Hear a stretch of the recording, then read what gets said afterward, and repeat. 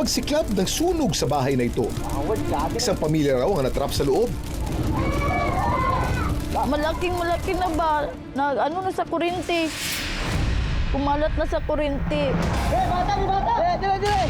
Natakot ako dahil mayroong bata na sigaw. Nagsigaw siya sa akin na tulong-tulong. Na marami kasi sila sa loob. Sa gitna ng takot at gulo, isang lalaki ang sumubok na iligtas ang pamilya. Magtagumpay kaya siya. Ang videong ito pinag-usapan sa online universe. Ano nga ba ang kwento sa likod nito? Alamin natin.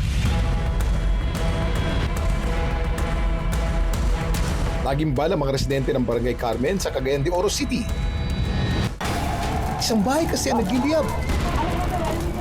At isang pamilya ang nasa loob pa nito.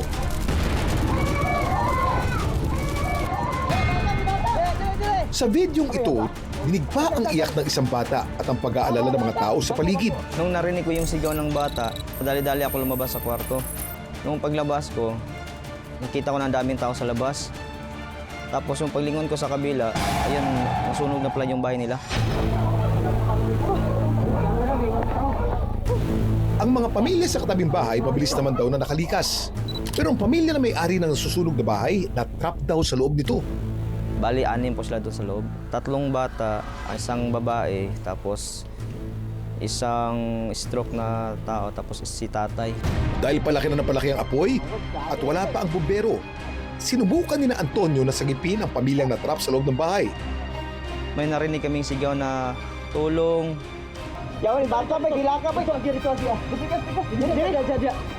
Yung mga bata umiiyak na di namin makikita kung saan kami dumadaan kasi makipot na yung daan eh. Tapos sobrang init pa. Kung ikaw ang malalagay sa ganitong sitwasyon, ano ang gagawin mo? Kukuha ako ng makakatulong sa amin. Mag-call po ng 911 or sa bumbero po. Si Jocelyn na isa sa magkakapit-bahay, labis din daw ang pag-aalala noon. Lumaki ang apoy, hindi na umabot ng isang oras. Malaking-malaki na ba? Ano na sa kuryente? Kumalat na sa kuryente. Natakot ako dahil mayroong bata na sigaw. Nagsigaw siya sa akin na tulong-tulong. Na marami kasi sila sa loob. Hindi na mapigilan ni Jocelyn ang damdamin nung ma-interview namin siya dahil biktima rin pala siya ng sunog. Lahat ng namin gamit, wala kaming nakuha. Dahil tinulugan namin ang kapitbahay namin. Sa kabila ng panganib, hindi na nagdalawang isip si Antonio na isa-isang iligtas sa mga tao sa bahay. Ang ginawa ko, kinuha ko yung upuan sa may gilid.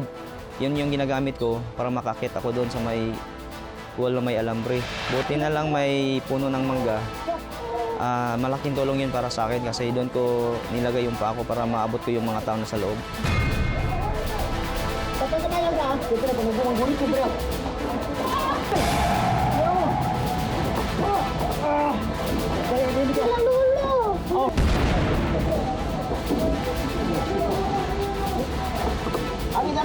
Yung time na kay tatay, mag-isa na lang ako doon.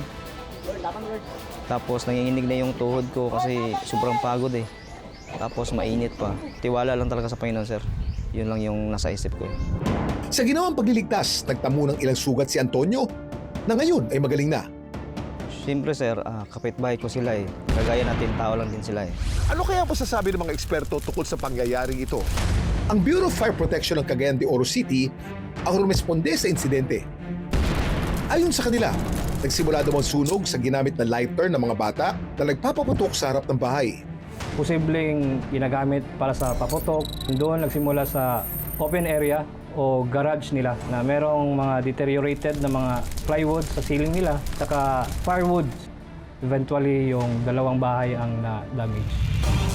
Kahit maliit na spark lang, sapat na para magsimula ng sunog lalo na kung may flammable material sa paligid. Mas mabilis din kumalat ang apoy sa mahanging lugar dahil mas maraming oxygen na lalong nagpapalakas nito. Dami mong alam, Kuya Kim. Ang pamilya ni Charmaine ang naging biktima ng sunog na nangyari. Sa katunayan, si Charmaine din mismo ang nasa likod ng bakod na tumulong kay Antonio na mailigtas sa kanyang pamilya. Sa ngayon, laking pasasalamat pa rin ng pamilya ni Charmaine kay Antonio na ligtas ang buong pamilya. Malaki po yung pasasalamat ko po sa kanya. Kung hindi po siya dumating, Di din kami makaakyat doon sa paril kung wala siya. May kasabihan na manakawan ka na, huwag lang masunugan. Pero sa kabila ng hinarap na pagsubok ng pamilya ni Charmaine, hindi raw maupos ang kanilang katatagan. Lalo pat alam nilang sa pinakamapanganib na sandali ng kanilang buhay, laging may mga kamay na handang tumulong at dumamay.